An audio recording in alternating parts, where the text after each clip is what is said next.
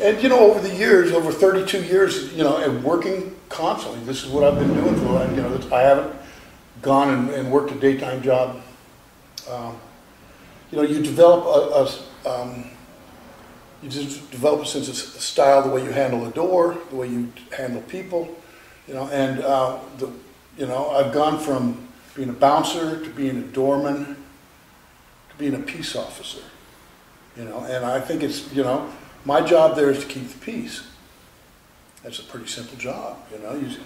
And if, you know, if the young lions are starting to get rowdy, because as it happens, you know, you get two young lions fighting over a girl be flirting with this one, flirting with this one, and then all of a sudden they're going to fight. You know, you have to get in between there. Sometimes I tell them, okay, first rule here, nobody hits the old man. You know, that's the first rule, all right? And just brings it down. Brings it down, right. Brings it down. All of a sudden they're going, what the fuck is this? You know?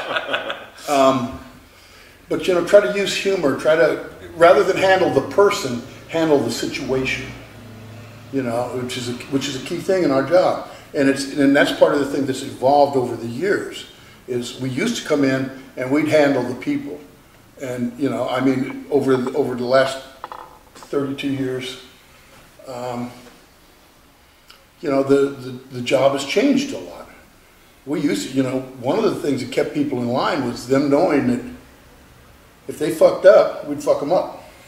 That was always a big deterrent for me when I was young, first kind of going to the yeah. I was always like, I don't want to get my ass kicked. In my short tenure, it seems like some of the big differences are cameras, Yelp reviews, people willing to sue way quicker. Way quicker. That's I think that's one of the keys. I don't really know of any over the many clubs that I've worked in. I don't really know any of them that worry about Yelp reviews. Yeah. You know. Yeah.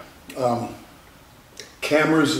But it is interesting how the owner suddenly hears the whole story of what happened, not from your point of view, but from the drunk guy's point of view. I've worked at several bars where owners have come up to me and asked me about Yelp reviews. Yeah. Stuff like that. It's kind of a pain in the ass, and I'm like, it's just they're getting the other side, you know. and the thing is by the very nature of your job, people are going to say bad things about you. Amen. Even if you know, if you're a saint, if you're handling it with kid gloves and being as nice as you can, somebody's still going to act a fool.